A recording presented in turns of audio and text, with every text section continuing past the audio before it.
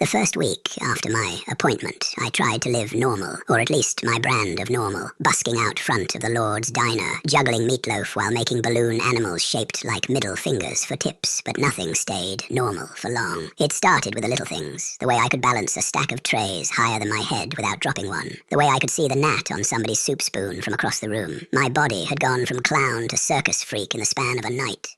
I didn't tell anyone. You think Heckles is gonna sit there and listen to me talk about shadow hands sewing teeth into my face? Nah, he'd throw a biscuit at my head and call it a day. So I tested myself. Late at night, when the diner was empty, I'd run laps between the booths. First time, I moved so fast the salt shakers left vapor trails. Second time, my shoes caught fire. Every time I used one of these upgrades, though, the voice came back. Not on the phone anymore, inside my head. Efficient, it would whisper. Productive, it would hum. Shine. Sometimes it was just words. Other times, I'd see flashes, blueprints of me, like schematics, arrows pointing to seams under my skin, little labels reading things like smile, actuator, and ocular upgrade. By the second week, I started to black out, whole hours missing. I'd come to and find I'd reorganized the soup kitchen, or scrubbed every dish until the steel shone like liquid mercury. My co-workers called it cleaning mania. I called it losing myself. One night, the voice got bold. It spoke while I was awake. Use your gifts, Mr. Wagon Wheel. I'm trying not to, I hissed under my breath. Why try not to be perfect? Because I'm not perfect. I'm me.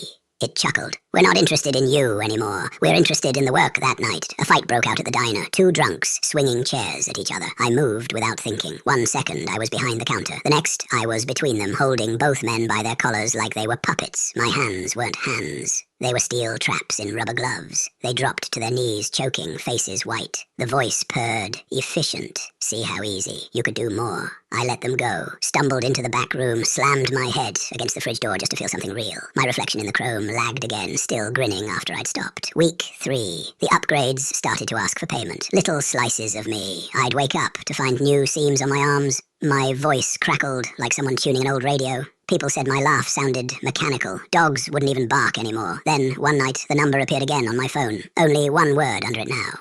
Enhancement. I stared at it until my hands shook. I'm not answering, I muttered, but the phone answered itself. Mr. Wagon Wheel, the voice sang, sweeter than ever. You've done well. It's time for phase 2. I didn't sign up for phase 2, I screamed. The voice chuckled like dry paper burning. Oh, Mr. Wagon Wheel, we don't need signatures. We already own the line. Static filled my head. The seams on my arms pulsed like veins. My reflection leaned out of the stainless steel counter again, but this time it smiled wider than I could. Its teeth went all the way back, a conveyor belt of grins. Open wide, the voice whispered. I dropped the phone. The number burned across the diner floor like neon graffiti. My shadow stretched long and thin, bending at joints I didn't have. The upgrades weren't gifts. They were blueprints, and I was still under construction. I think phase 2 has already begun. I'm faster, stronger.